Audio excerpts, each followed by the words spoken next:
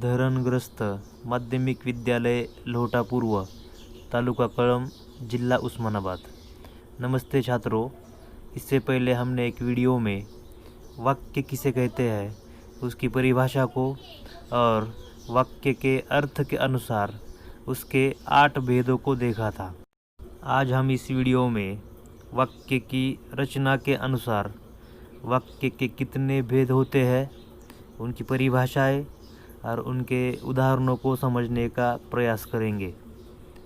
वाक्य शब्दों का वह समूह होता है जिससे कोई न कोई अर्थ निकलता हो। शब्दों के ऐसे सार्थक समूह को वाक्य कहते हैं जिससे किसी विचार की पूर्णता प्रकट होती है। वाक्य की जो रचना होती है उस रचना के अनुसार वाक्य के 3 भेद होते हैं: सरल वाक्य, संयुक्त वाक्य और मिश्र वाक्य। हम एक एक प्रकार को विस्तार के साथ समझने की कोशिश करेंगे। पहला प्रकार है सरल वाक्य। जिस वाक्य में एक ही मुख्य क्रिया होती है उसे सरल वाक्य कहते हैं, यानी केवल एक ही क्रिया है।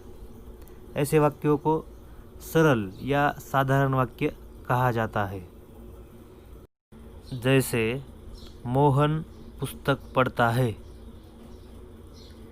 इसमें एक ही क्रिया है कि मोहन पुस्तक को पढ़ रहा है, पढ़ने की क्रिया हो रही है। डॉक्टर ऑपरेशन की सलाह देते हैं। ये साधारण वाक्य के उदाहरण है क्योंकि इसमें एक ही मुख्य क्रिया हो रही है कि सलाह दे रहे हैं। वाक्य की रचना के अनुसार वाक्य का दूसरा भेद है संयुक्त वाक्य और उसकी परिभाषा यह है: संयुक्त वाक्य में 2 या 2 से अधिक सरल वाक्यों को समुच्चय बोधक अवयवों द्वारा जोड़ा जाता है, उन्हें संयुक्त वाक्य कहते हैं। लेकिन जिस वाक्य में 2 या 2 से अधिक उपवाक्य होते हैं उसे संयुक्त वाक्य कहते हैं।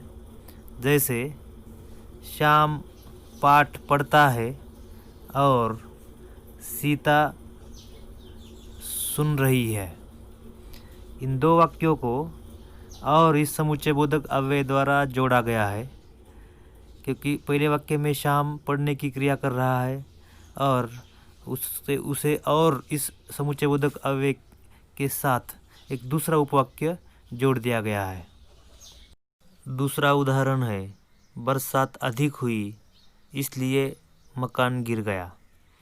यहाँ पर भी देखिए कि इसलिए इस समुच्चय बोधक अव्यय द्वारा 2 सरल वाक्यों को जोड़ दिया गया है, इसलिए इसे संयुक्त वाक्य कहा जाता है। वाक्य की रचना के अनुसार तीसरा भेद है मिश्र वाक्य। जिस वाक्य में एक मुख्य वाक्य होता है और दूसरा उस पर आश्रित एक उपवाक्य होता है उसे मिश्र वाक्य कहते हैं।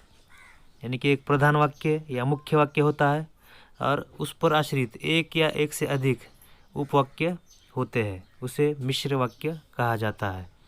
जैसे गोपाल को जैसा कहा गया था उसने वैसा ही किया। यहाँ पर देखिए पहला वाक्य मुख्य वाक्य है, गोपाल को जैसा कहा गया था लेकिन उसने वैसा ही किया। यह दूसरा उपवाक्य पहले वाक्य पर आश्रित है। भ्रष्टाचार एक ऐसा कीड़ा है जो देश को खा रहा है। यहाँ पर भी देखिए भ्रष्टाचार एक ऐसा कीड़ा है, यानी कैसा दूसरा वाक्य उस पर आश्रित है। अब इन उदाहरणों को देखकर एक बात यहाँ पर समझ में नहीं आती है कि संयुक्त वाक्य और मिश्र वाक्य दोनों में अंतर क्या है। तो संयुक्त उसे कहते हैं जिन 2 वाक्यों को समुच्चय बोधक अव्यय द्वारा जोड़ा जाता है लेकिन दोनों को अलग करने के बाद दोनों का अर्थ स्वतंत्र निकलता है। लेकिन मिश्र वाक्य, इसमें पहले वाक्य पर दूसरा वाक्य आश्रित होता है, यानी कि दोनों को अलग नहीं किया जा सकता है। 2 वाक्यों को अलग करने के बाद दोनों वाक्यों के विचारों की पूर्णता नहीं होती है, इसलिए एक वाक्य पर दूसरा वाक्य आश्रित होता है, उसे मिश्र वाक्य कहते हैं। दोनों के अंतर को समझना बहुत ज़रूरी होता है। तो ये थे वाक्य की रचना के अनुसार वाक्य के 3 भेद। आशा करता हूँ कि आप सबको समझ में आए होंगे। बहुत बहुत धन्यवाद।